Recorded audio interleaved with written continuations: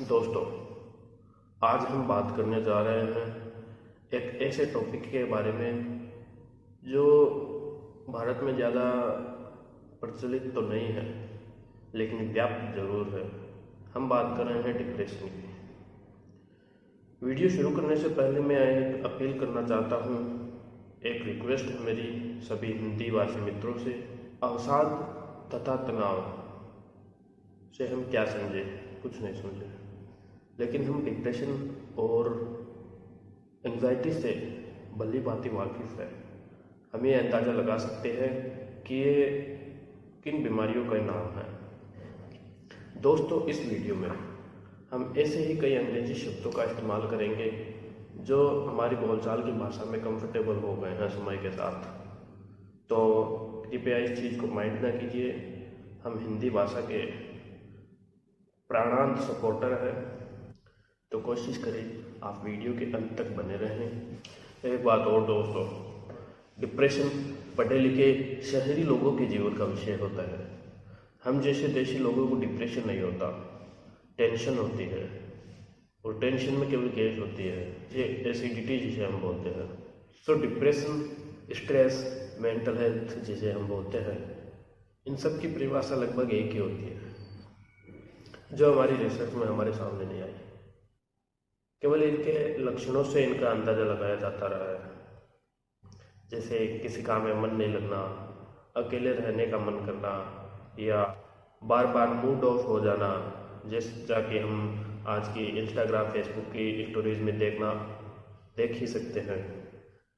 Depression की शुरुआत confusion और थिंकिंग से हो सकती है, लेकिन अगर सही समय पर इलाज ना मिले तो इसका अंत आत्महत्या से भी हो सकता है, जिसे हम सुसाइड कर। दोस्तों, अगर हमें किसी बीमारी से होने वाले नुकसानों का अंदाज़ा नहीं होगा तो हो सकता है हम उस बीमारी को सीरियस ना ही लें। भारत में डिप्रेशन के साथ ऐसा ही हो रहा है। भारत में मेंटल हेल्थ को इतना सा भी इम्पोर्टेंस नहीं दिया जाता।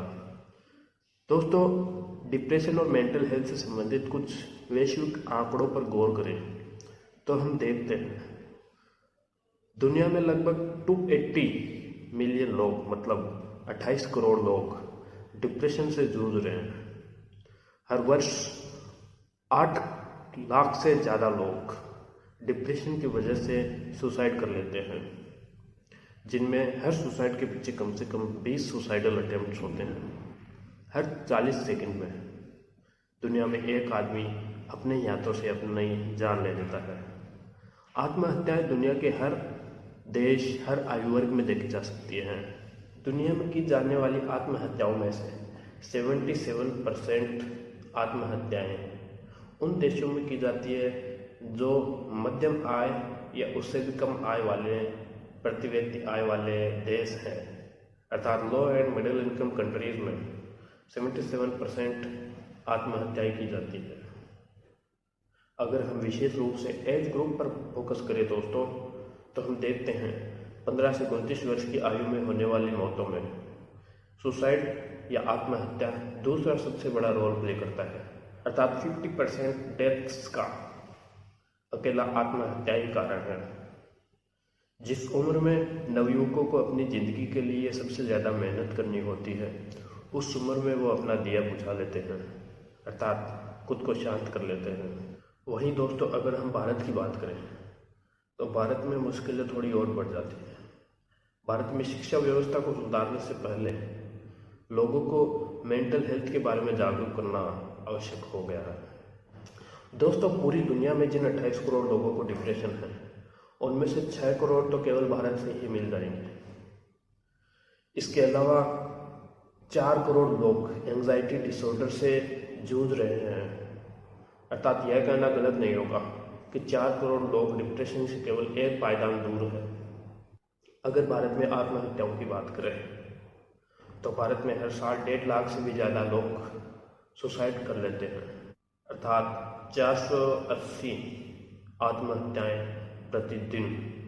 हर घंटे की 18 आत्महत्याएं, जिनमें से एक आत्महत्या एक स्टूडेंट की होती है, अर्थात 15 से 25 वर्ष की आयु के बच्चे की होती है। हम ये नहीं कहते कि जितने भी आत्महत्याएं या सुसाइड्स हुए हैं वो डिप्रेशन के कारण हुए हैं, लेकिन हर आत्महत्या से पहले बंदा डिप्रेशन में ज़रूर होता है, वह अकेला ज़रूर पड़ जाता है। दोस्तों, जब देश के सुख दुख की बात कर ही रहे हैं तो एक और कठोर सत्य का सामना कर ही लेते हैं। हम बात कर रहे हैं United nation sponsored world happiness report 2022 की, जिसमें भारत ने 146 देशों के साथ कड़ा मुकाबला किया और 136वां स्थान प्राप्त किया। पाकिस्तान ने भारत को इसमें बेतहाशा पराजित कर दिया। उसने 121वां स्थान प्राप्त करके दुनिया के सामने सिद्ध कर दिया कि भारत कितना दुखी है। दोस्तों, जैसा कि आप जानते हैं, सुख के सब साथी दुख में साथ देता ना कोई, इंसान को अकेला छोड़ देते हैं। एक तो बंदा पहले से ही दुखी है, ऊपर से उसको अकेला भी छोड़ देते हैं, तो वो क्या करेगा, कहाँ जाएगा? ऑब्वियसली वो डिप्रेशन में जाएगा, और वहाँ भी अगर उचित समय पर इलाज नहीं मिला तो 7% चांसेस है कि वो सुसाइड कर लेगा। इन तमाम वैश्विक और राष्ट्रीय आंकड़ों से हम समझ सकते हैं कि डिप्रेशन कितना सीरियस मैटर है। डिप्रेशन को मुख्यतः 3 भागों में बांटा जा सकता है: mild depression, moderate depression, severe depression, जिसे मेजर डिप्रेशन भी बोला जाता है। माइल्ड डिप्रेशन ये लगभग हर दूसरे भारतीय में पाया जा सकता है। इसका प्रभाव लगातार नहीं, कभी कभी आ सकता है। इसके कुछ लक्षण इस प्रकार हैं, जैसे व्यक्ति आशाहीन हो सकता है, गुस्सा आ सकता है उसको, शर्मिंदा हो सकता है, एकाग्रता उसकी क्षीण हो सकती है, अनिद्रा, वजन घटना बढ़ना बिना कारण ही, शरीर में विभिन्न जगह दर्द होने लगना माइल्ड डिप्रेशन के लक्षण होते हैं। अगर हम बात करें मॉडरेट डिप्रेशन की, मॉडरेट डिप्रेशन माइल्ड डिप्रेशन का ही नेक्स्ट लेवल अप वर्जन है। इसमें माइल्ड डिप्रेशन के लक्षण तो होते ही हैं, साथ में अत्यधिक चिंता करना, हीन भावना पैदा होना, प्रोडक्टिविटी में कमी आना, ऐसे कुछ लक्षण हैं जैसे खुद के एग्जिस्टेंस पे सवाल उठाना आदि शामिल हैं। अगर बात करें सीवियर डिप्रेशन की या मेजर डिप्रेशन की, तो मेजर डिप्रेशन माइल्ड और मॉडरेट का कॉम्बो है। इसके प्रभाव अपेक्षाकृत अधिक विजिबल होते हैं, आसानी से नोटिस किए जा सकते हैं। मेजर डिप्रेशन के अटैक्स लगातार 6 महीने या इससे भी ज़्यादा समय के लिए हो सकते हैं। ऐसा पाया गया है कि कई लोगों में यह समाप्त होकर भी वापस आ जाता है।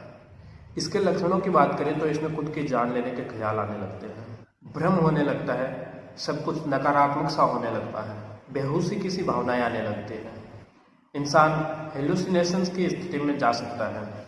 हेलुसिनेशन एक ऐसी स्थिति है जो लगभग एक भूतिया स्टोरी की तरह दिखती है। इसमें बंदे को अलग अलग आकृतियाँ दिखाई देने लगती है, अलग अलग आवाज़ें सुनाई देने लगती है, जो कि वास्तव में एग्जिस्ट नहीं करते, केवल उसके दिमाग के द्वारा मनगढ़ंत होती हैं। यह किसी भूतिया स्टोरी की तरह ही है, जिस पे कोई और यकीन नहीं करेगा। जब ऐसा भारत में होता है तो इस कंडीशन का इलाज किसी मेडिकल एक्सपर्ट से ना करवाकर या किसी साइकियाट्रिस्ट से ना करवाकर वो किसी नीम हाकिम आदि से झाड़ फूक टोना टोटका करवाते फिरते हैं, जिससे बीमार व्यक्ति का दिमागी संतुलन हिल जाता है और उसकी ज़िंदगी मृत्यु से भी दर्दनाक बन जाती है। फिर आखिरी ऑप्शन सुसाइड का ही बचता है। इन 3 डिप्रेशंस के अलावा भी डिप्रेशन के कई और रूप सामने आते हैं, जो अलग अलग कंडीशन और अलग अलग रिजल्ट्स के द्वारा अलग अलग वर्गीकृत किए गए हैं, जैसे मेलानकोलिक डिप्रेशन, डायग्नोस्टिक मेलानकोलिक डिप्रेशन आदि। डिप्रेशन के कुछ फिजिकल सिम्टम्स भी शरीर पर देखने को मिल सकते हैं, जैसे कि हेडेक, अग्र मस्तिष्क का दर्द करना या माइग्रेन्स की प्रॉब्लम होना। दोस्तों, शारीरिक स्वास्थ्य और डिप्रेशन के बीच अंतर संबंध हो सकते हैं। माइग्रेन के कारण डिप्रेशन हो सकता है या डिप्रेशन के कारण माइग्रेन की प्रॉब्लम्स हो सकती है। दोस्तों, कई ऐसी स्टडीज भी सामने आई हैं जिनमें लोगों को हार्ट डिजीज के कारण डिप्रेशन हो रहा हो या डिप्रेशन के कारण हार्ट संबंधी बीमारियां उत्पन्न हो रही हो। इनके अलावा भी कई ऐसी प्रॉब्लम्स हैं जो डिप्रेशन के द्वारा शरीर पर दिखाई दे सकती हैं। जैसे असंतुलित पाचन व्यवस्था का गड़बड़ा जाना, बिना डाइट में कोई सिग्निफिकेंट बदलाव लाए हुए वजन का घटना या बढ़ना, पेट दर्द, पीठ दर्द, देखने में समस्या होने लगना आदि कई कारण हैं। इम्यून सिस्टम का कमजोर हो जाना, जिससे अन्य शारीरिक बीमारियां होने का खतरा बढ़ जाता है। दर्द सहन करने की क्षमता कम हो जाना, मुश्किल से नींद आना या सामान्य से ज़्यादा नींद आना। ऐसा पाया गया है कि जितने भी लोगों को डिप्रेशन था उनमें से 3/4 लोगों में नींद की समस्या होना आम बात है। डिप्रेशन के फिजिकल साइंस सामने आना और भी अच्छा माना जाता है, क्योंकि इससे डिप्रेशन के प्रकार और उसका इलाज का निर्धारण आसानी से किया जा सकता है। लेकिन यह उन देशों के लिए है जिनके पास ऑथेंटिक इक्विपमेंट्स है या ट्रेंड हेल्थ केयर प्रोवाइडर्स हैं। भारत जैसे देशों में इन छोटे मोटे शारीरिक प्रॉब्लम्स का तो केवल पैरासीटामोल से ही निदान कर दिया जाता है। डिप्रेशन के प्रकार के बारे में जानकर, उसके लक्षणों के बारे में जानकर अब हम बात करते हैं कि क्यों चलता फिरता इंसान डिप्रेशन के कब्जे में आ जाता है, क्यों वह इतना हार जाता है कि अपनी जान देने के लिए तैयार हो जाता है। दोस्तों, नेपोलियन हिल का नाम तो आपने सुना ही होगा। इनका एक फेमस कोट है। उन्होंने एक बार कहा था, the cause of the depression is traceable directly to the world wide habit of trying to reap without sowing, जिसका हिंदी में अर्थ है डिप्रेशन का सीधा संबंध दुनिया की इस आदत से लगाया जा सकता है जिसमें वो बिना बोए ही फसल प्राप्त करना चाहते हैं, अर्थात बिना काम किए ही फल प्राप्त करना चाहते हैं। जाने अनजाने में नेपोलियन हिल ने गीता के उपदेश को ही अपने शब्दों में बता दिया है। अब समझदार आदमी जिसे डिप्रेशन या मेंटल डिसऑर्डर से बचना है, उसे बिना फल की आशा किए केवल कर्म पर ध्यान केंद्रित करना चाहिए। जैसा कि हमने जाना था, 77% suicides low and middle income countries में किया जाता है, तथा भारत में सुसाइड के चौंकाने वाले आंकड़े हमारे सामने आए थे। वर्ल्ड हैप्पीनेस रिपोर्ट में 136वां स्थान था 146 देशों की सूची में। इस बात से हम 2 पॉइंट समझते हैं। एक कि पैसा कितना इम्पोर्टेंट रोल प्ले करता है किसी व्यक्ति के डिप्रेशन होने या ना होने में, और दूसरा, अगर भारत ने फाइनेंशियली ग्रो नहीं किया तो वह किस हद तक तबाह हो सकता है। भारत में हर 10 में से 9 आदमी फाइनेंशियली क्राइसिस का सामना करते हैं। रोजगार की समस्या देश के हर पढ़े लिखे नौजवान को मेंटली डिस्टर्ब करती है जब तक कि वह अपनी ड्रीम जॉब पा ना ले, और अगर दुर्भाग्य से ऐसा ना हो तो वह पूरी जिंदगी उस काम को करता रहेगा जो वह कभी करना ही नहीं चाहता था। इमोशनल डिजास्टर भी एक ऐसा कारण है जो व्यक्ति को डिप्रेशन में खींच ही लेता है। यह सबसे अनएक्सपेक्टेड कारण है किसी भी बंदे का डिप्रेशन में जाने का, क्योंकि बंदे को कभी भी जीवन में इमोशनल ट्रॉमा का सामना करना पड़ सकता है। जैसे किसी अपने के साथ एक्सीडेंट हो जाना, ब्रेकअप हो जाना, डाइवोर्स की सूचना मिलना, या किसी एग्ज़ाम में फेल हो जाना, पॉलिटिकल डिफ़ॉल्ट हो जाना, या कोई भी ऐसी चीज़ हो जाए किसी बंदे की लाइफ में जिसके लिए वह रेडी ना हो, काम का ज़्यादा प्रेशर हो, आदि कई कारण हो सकते हैं जो बंदे को मेंटली डिस्टर्ब करते रहें।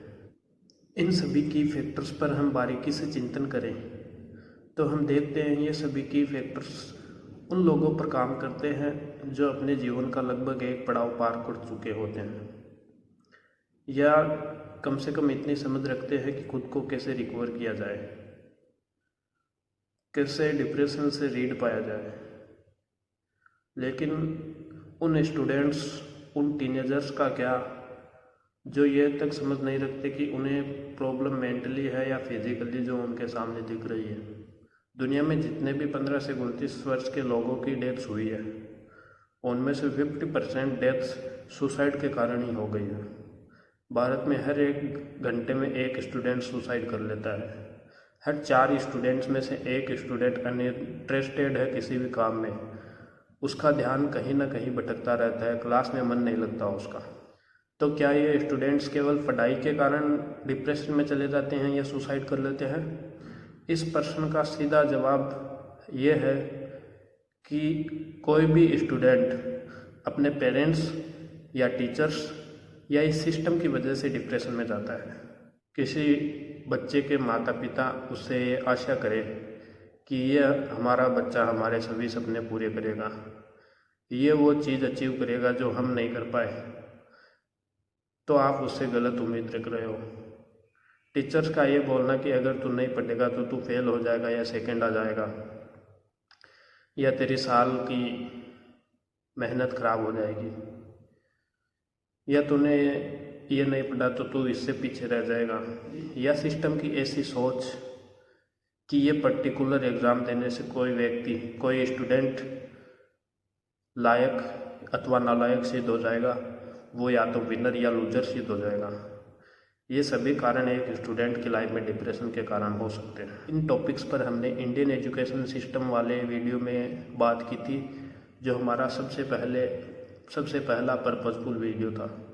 इनके अलावा भी कई ऐसे कारण हैं जो स्टूडेंट्स की लाइफ में डिप्रेशन को बढ़ावा देते हैं या उन्हें मेंटली डिस्टर्ब करते हैं, जैसे बुलिंग, अन्य बच्चों द्वारा किसी एक स्टूडेंट को टोंट कसना, या रिजर्वेशन सिस्टम हो गया, डोनेशन सिस्टम हो गया, स्कूल को डोनेशन चाहिए किसी बच्चे को पढ़ाने के लिए जिससे गरीब का बच्चा पढ़ नहीं पाता, या स्कूल्स का बिजनेस हाउसेज में बदल जाना कि फ़ीस के नाम पर नॉलेज दिया जाएगा। ये ऐसे टॉपिक्स हैं जिन पर खुद पर एक एक किताबें लिखी जा सकती है, एक एक फिल्में बन सकती है, वीडियो बन सकते हैं कि कैसे एक उगते हुए फूल को फलने से पहले मुरझा दिया जाता है, कैसे उस काम को किसी स्टूडेंट या एक बच्चे के लिए इतना इम्पॉसिबल बना दिया जाता है जिसके लिए वह एग्जिस्ट कर सकता था, जिस काम को करने के लिए वह जाना जा सकता था। खैर, इस बारे में बात करने का वक्त भी बहुत जल्दी आएगा। फिलहाल टॉपिक पर ध्यान केंद्रित करते हैं। डिप्रेशन ने भारत में बहुत देरी से पैर पसारने शुरू किए थे।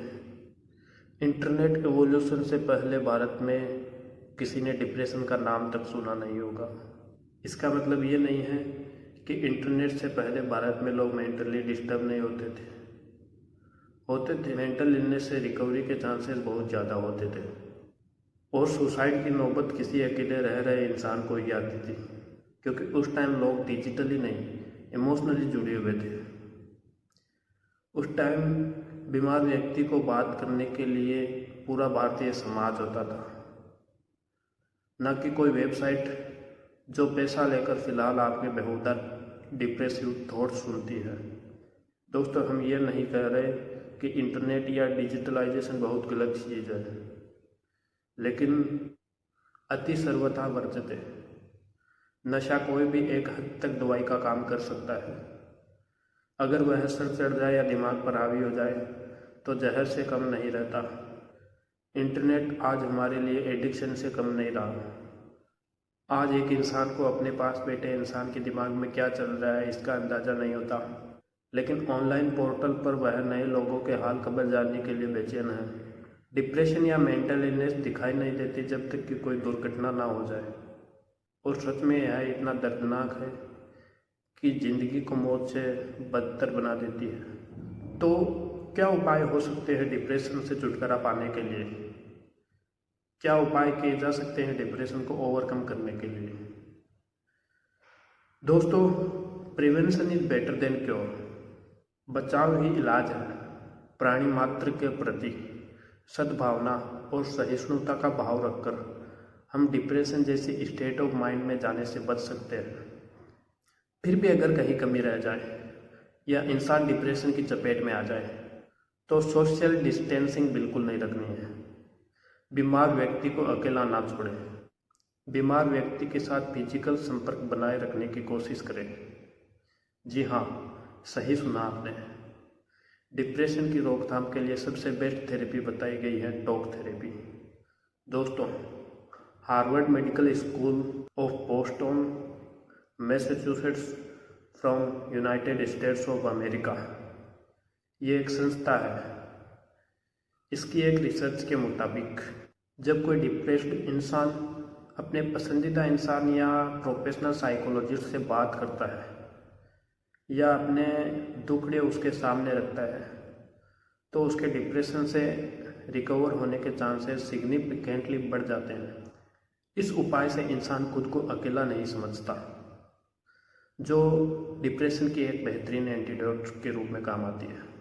दोस्तों, हर बीमारी का इलाज दो प्रकार से संभव हो सकता है, दो तरीकों से संभव हो सकता है। एक, हम मेडिकेशंस या ड्रग्स का सहारा लें, या दूसरा नेचुरल मेथड्स अप्लाई करें। पहला तरीका है मेडिकेशन। मेडिकेशन एक प्रकार हो सकता है डिप्रेशन के इलाज के लिए, लेकिन ये एक हद तक काम करता है, क्योंकि ड्रग्स लेकर डिप्रेशन के केवल सिम्टम्स को कंट्रोल किया जा सकता है। क्योंकि डिप्रेशन किसी आंतरिक केमिकल इम्बैलेंस के कारण नहीं, वह ज़्यादातर समाज की कमी या समाज के जीने के तरीके के कारण होता है। एक इंसान को डिप्रेशन का वो इलाज जो मेडिकेशंस के अंतर्गत आता है, वह वास्तव में डिप्रेशन और एंजाइटी के लक्षणों पर काम करता है। जब किसी टॉक थेरेपी या स्लो नेचुरल मेथड से बात ना बने और मरीज की हालत दिन ब दिन बदतर होती जाए, तब ड्रग्स का इस्तेमाल करना बुद्धिमानी है। डिप्रेशन के इलाज के लिए काम में आने वाली दवाइयाँ या ड्रग्स एंटी डिप्रेसेंट कहलाती हैं। ये डिप्रेशन के अलग अलग प्रकार के लिए अलग अलग हो सकती हैं। कई अन्य मानसिक बीमारियां जैसे बाइपोलर डिसऑर्डर, जिसे हिंदी में हम द्विध्रुव विकार बोलते हैं, वो भी एक डिप्रेशन का ही लक्षण है।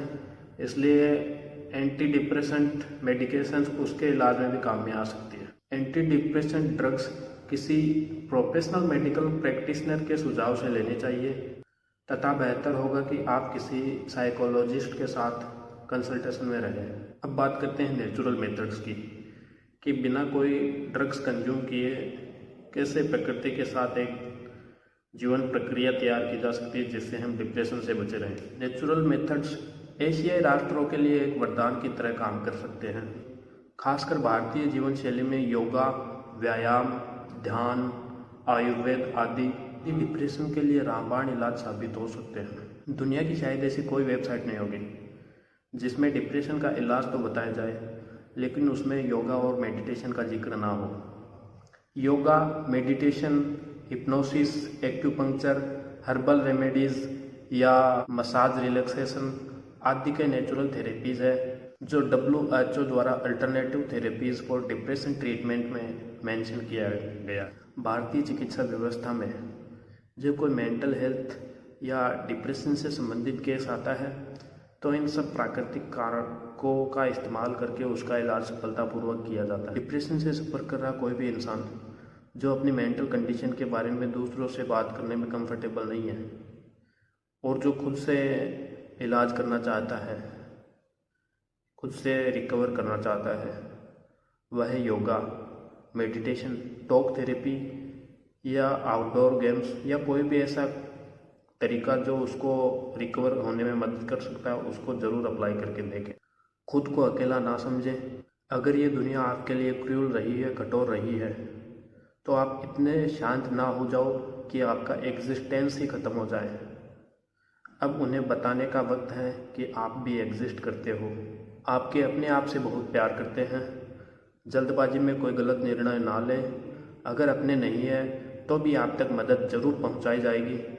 दुनिया भर में कई ऑर्गेनाइजेशंस हैं जो सुसाइड प्रिवेंशन और डिप्रेशन की रोकथाम के लिए काम करते हैं। भारत में भी कई ऐसे NGO दिन रात काम कर रहे हैं जो डिप्रेशन या मेंटल हेल्थ से संबंधित हेल्प प्रोवाइड करते हैं। उनमें से प्रमुख है आसरा, AASRA या लाइफलाइन फाउंडेशन या सुमैत्री। इनके हेल्पलाइन नंबर्स आपको डिस्क्रिप्शन में मिल जाएंगे या आप इनकी वेबसाइट पर भी विजिट कर सकते हैं।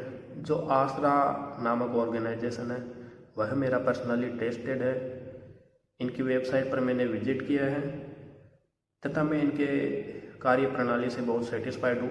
और भी बहुत अच्छे हैं, ये बहुत ही अच्छा काम कर रहे हैं तथा आज तक इन्होंने बहुत अच्छे नंबर में लोगों तक हेल्प पहुँचाई है। आप एक बार सेवा का मौका अवश्य दें। जय हिंद, जय भारत। पूरा देखने के लिए शुक्रिया।